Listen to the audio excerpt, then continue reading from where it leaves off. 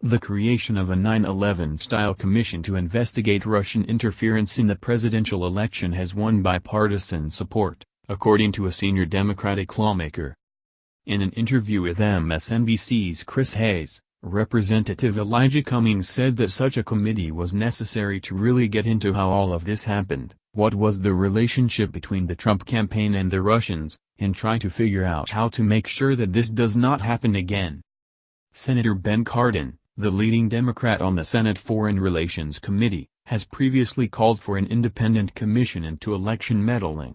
Last month, Cardin and 4 colleagues introduced legislation to create such a body.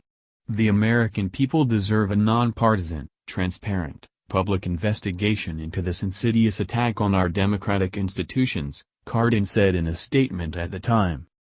Cummings, the ranking member on the House Committee on Oversight and Government Reform, added that his bill to create a commission to investigate Russian hacking had secured a Republican co-sponsor. When pressed on who that was, Cummings would only say it was a congressman from North Carolina whose name would be made public Friday. "Hopefully this is going to open the door and some Republicans will begin to join us," he added. Cummings said that the committee should be made up of distinguished citizens, no congressmen, no senators. The 9/11 Commission was a 10-member bipartisan group of high-profile former lawmakers and officials, charged with investigating the circumstances terrorist attacks of 2001.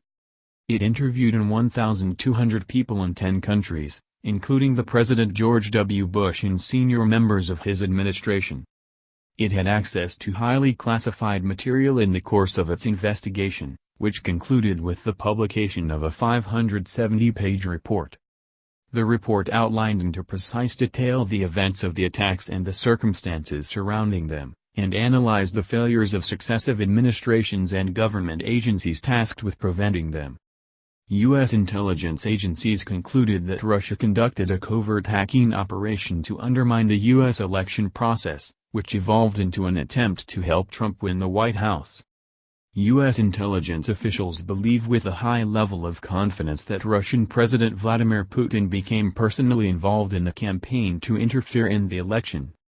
But the White House's connection with the Kremlin, and how deep it runs, remains under scrutiny, which has only ramped up this week.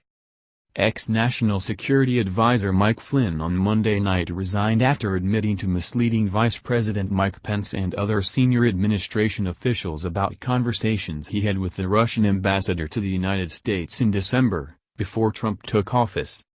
Those phone calls included talking about the hacking-related sanctions imposed by the Obama administration against Russia for allegedly meddling in the election.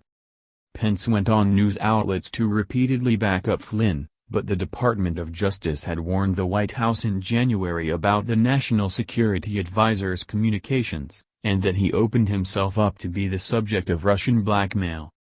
The fallout led Flynn to resign Monday at the request of Trump. Trump frequently denied the claims about Moscow's interference, before accepting that Russian hacking did take place, but denied that it had any effect on the outcome of November's ballot.